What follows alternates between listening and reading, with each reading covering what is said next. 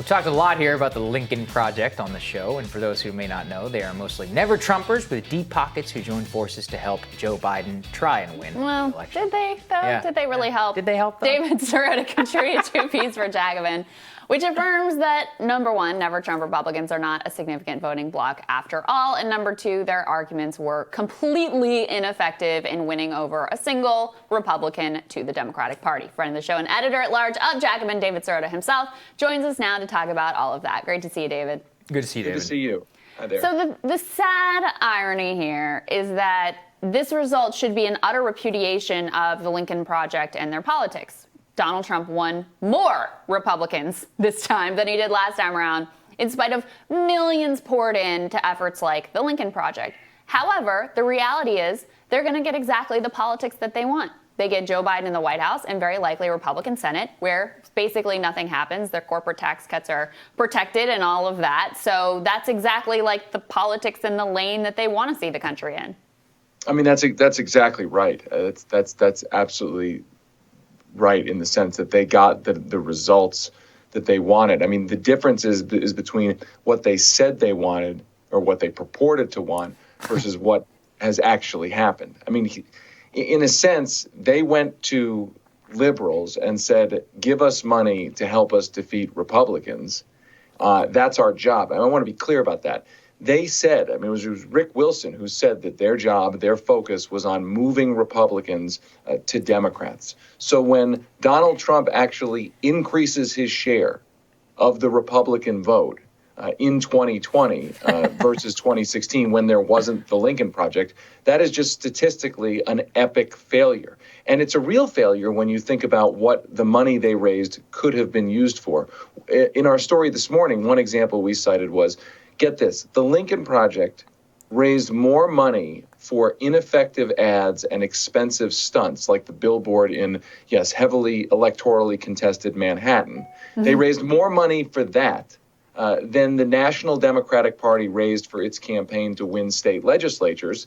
And of course, the Democrats didn't win key state legislative races in advance of redistricting, which could essentially change Congress for the next decade. So imagine if that $67 million had gone into winning state legislatures. It could be a totally different ballgame for the next 10 years. But instead, it went to Republican operatives at the Lincoln Project to produce YouTube videos that made MSNBC watching liberals feel smug, but didn't actually move any voters. You know, and that's the craziest thing I see about this, David, from your perspective. $200 million to try and defeat Lindsey Graham or for Jamie Harrison and for Amy McGrath. How much money did these Lincoln Project people make? I mean, it's all of the same ilk. It's all born. It's like fruit of the same poisonous tree. What happened? How does the establishment recover from this? Oh, I mean, look, the establishment, if you consider that the establishment part of the consulting class, I mean, the consulting class minted millionaire after millionaire after millionaire during this election to largely lose major races. I mean, that's an incredible thing. And we have to understand that for them, it is a business. I mean, this was a huge win for them as a business proposition. The Republican operatives of the Lincoln Project, the Democratic consulting class, I mean, this was an enormous jackpot for them, even though on the merits, on what actually happened, it really wasn't a win for them. I mean, to lose as many Senate and House races as were lost, it is an epic loss. Now, granted, Trump, they managed to defeat Trump. I mean, they managed to eke out a win against Donald Trump, and that is obviously not nothing. I mean, it's very good news from my perspective that Donald Trump, it looks like he is going to lose. That is good news. But if you are honest about what all the money went into below the presidential level and whether it was effective, I mean, clearly, if we're being honest, it was not effective. The only thing it was effective in doing, in most cases, was making consultants a lot of money. The other thing I wanted to ask you about, David, for your opinion on is, Nancy Pelosi thought she was being super clever and cute by holding up stimulus for millions of Americans who were struggling. And I'm not laying all the blame on her. There were bad actors all the way around, from the president and the Senate Republicans on down. But, she thought this was the right political move to keep stimulus from making a deal with Treasury Secretary Steve Mnuchin. Wasn't a perfect deal, but it could have been a lot of significant help to a lot of people who could really use it. And I wonder if some of the results in the House in particular, but also in the Senate, are repudiation of her intransigence and failure on that issue. It's hard to know on a race-by-race basis, but one thing that we do know is that Donald Trump won 82% of voters who said that the economy was their top concern. And the voters who said the economy was their top concern was the largest plurality of voters on an issue-by-issue basis. That is an epic, disastrous failure on every single possible level.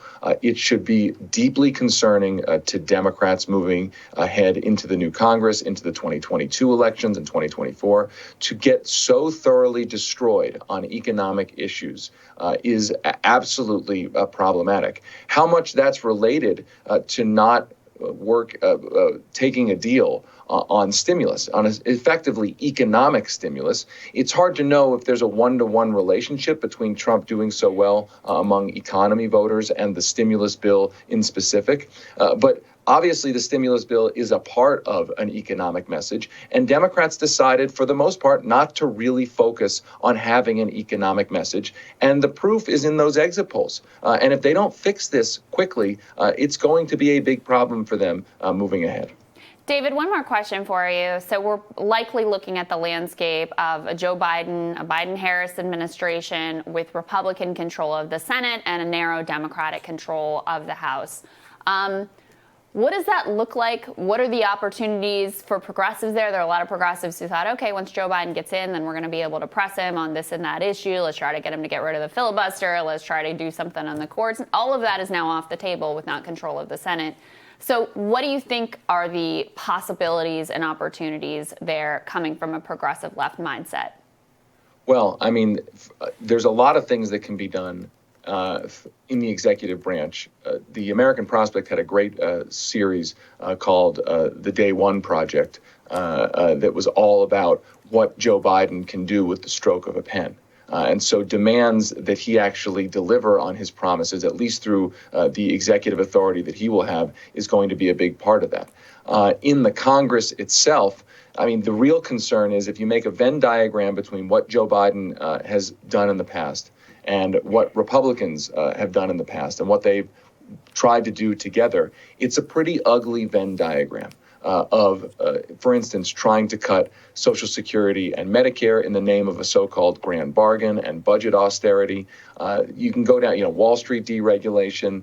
There was the crime bill came out of those kinds of that kind of politics. So I think the one thing is, and it's sort of sad to say, it's hard to talk about a proactive agenda, but at minimum, the Democrats who control the House need to prevent Joe Biden and Mitch McConnell from coming together to do the things that they have tried to do together in the past. And the fear is that there will be enough peel-off Democrats, conservative Democrats, in the House to provide votes to the Republicans to help make deals, right-wing, right-leaning deals, that is, budget austerity deals, for instance, between the White House and McConnell, that there will be enough House Democrats to peel off and help that happen instead of blocking it. That's a big fear.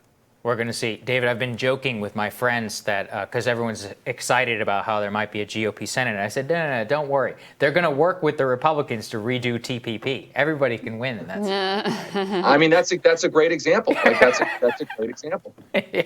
Well, we're going to wait and see. Thanks for joining us. Feeling nauseous. Thanks, David. I can only laugh. Have a good one. All right. Next on Rising, we're going to talk about the importance of Maricopa County, Arizona with Hills correspondent Reed Wilson. That's when Rising continues.